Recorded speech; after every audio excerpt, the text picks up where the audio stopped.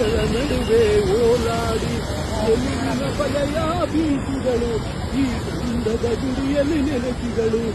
ಯಾರ ತಪಸ್ಸಿನ ಫಲವೋ ಈ ತಂಗಳು ಮಾಡಿದ ಪುಣ್ಯವೋ, ನಾವಾಡುವ ನುಡಿಯೇ ಗಂಧದ ಗುಡಿ, ಗಂಧದ ಗುಡಿ, ನಾವಿರುವ ತಾಣವೇ ಹಂದದ ಗುಡಿ.